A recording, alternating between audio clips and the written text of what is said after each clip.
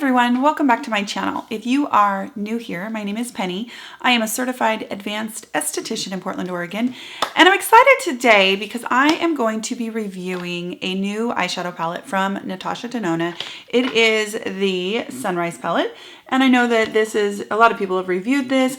I'm actually doing this in collaboration with my friend Jen from the channel Jennifer Joyce Beauty, and the way that we're doing this is that Jen is a professional makeup artist. She's also a hairstylist.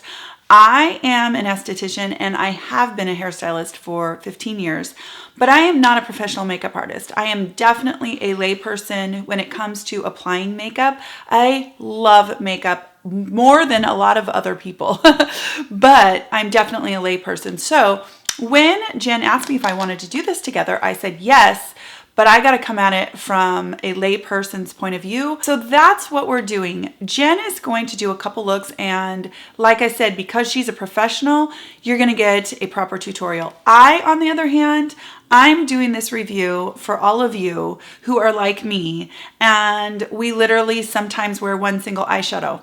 And sometimes that's also our eyeliner. So I wanted to do a couple looks, see how simple they were. Of course, I'm also going to talk about the value of it and give you some swatches. I'll swatch the whole palette. So first of all, let's quickly talk about the size of the palette. It is roughly half of the other 15 pan palettes that she has, the Biba and the Gold, and it is roughly half of the price. This is $65. This is, I believe, $129. But this palette is beloved of mine. As you can see, it is very well loved. It has traveled with me near and far. I feel like it has lots of shades that are very wearable on their own. They're wearable topped with some of the fun colors. It definitely is creamy, blends well, has some pops of color. It's just a really fantastic top 5 palette of mine that I own. This palette, the Sunrise palette, obviously smaller, which is actually kind of a plus. I think that these days people have so many different eyeshadow palettes that I don't know that I need all of this eyeshadow as far as the ounces and that kind of thing. So I'd almost rather pay less.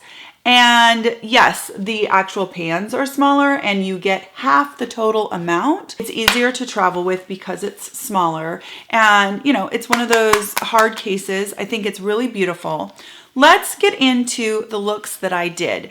Okay, so for my first look, I went ahead and I picked the prettiest color in the palette as far as I'm concerned. And that is this color, which is called Aster.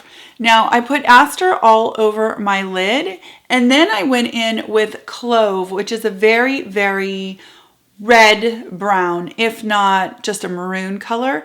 And I took a very small Sephora brush and I put that into my crease. Then I went on to Poppy, which is this shade here, with that same tiny Sephora brush, and I put that under my lash line.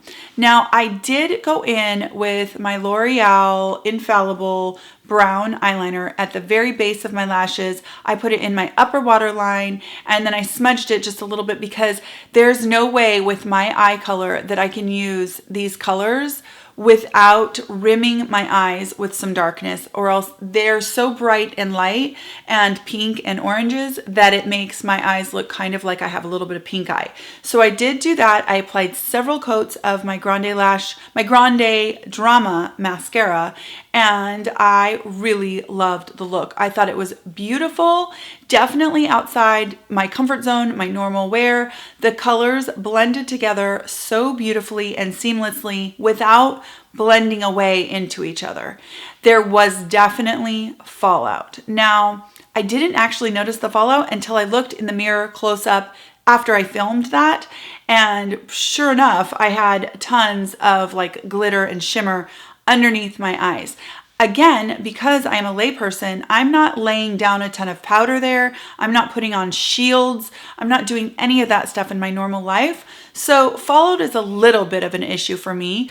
The second look that I did, I went to the other side of the palette and I tried to pick a color that would be the most wearable on its own even though none of these, to me, not one single shade here is totally wearable all by itself as a one shade. It's just in my mind. I could probably get away with this one all by itself. Even that makes me look a little, my eyes are too light. There's not enough contrast. But okay, I went ahead and I put that all over my lid. And then I popped with my finger this color, which is called Agate, just on the center of my lid. It's what I have on now. And I definitely think that it's pretty. It is not super wearable for me. It is not something that I'm going to reach for regularly. And I feel like it's definitely outside my comfort zone. Did they blend together well? Did they, yes, the actual shadow is creamy. It's beautiful, buildable, very pigmented.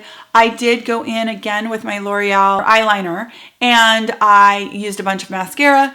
And then the other thing that I want to say, that if you get this, especially if you have light eyes, you want to use some eye drops. I used my Lumify, definitely non-negotiable. I use that often anyway, like mostly every day. Sometimes I forget. There was no forgetting with these shades. These shades, if there was any hint of red or pink in the whites of my eyes, these are going to bring that out. They really can quickly, in my mind, make you look sick.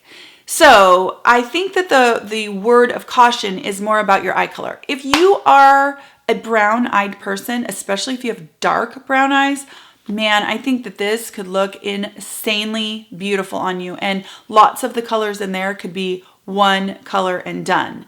If you are a light-eyed person like me, I would just be really careful. I definitely think that this quickly becomes sickly looking. It just does. So for me, this is one of those palettes that has to be like in addition to another palette. So is it really that great of a value as far as being half? Not so much, because on a daily basis, I'm going to need to grab my gold palette or some other shadow and reach for one of these neutrals to balance the pops of color in the Sunrise palette. So that's coming from somebody who is a layperson that's just going to want to reach for a palette and easily get a look. Again, I imagine that Miss Jen is going to be able to give a great tutorial and show how to use these colors and make them look fantastic from a makeup artist, somebody that can really teach you. But from one novice to another, this is probably a pass. I hate to say that because the quality is there. It's absolutely there. I just don't think that it is your average Jane layperson, good for just any of us that have to get ready quickly and just need one or two colors and our look is good. I hope that this video was helpful. I hope that some of you who are like me and we just don't do elaborate eye looks, I hope it helped you decide if you want this palette. I hope that you have a great day. I hope that you will check out Jen's channel and her video, and I thank you so much for watching, and I'll talk to you again very, very soon.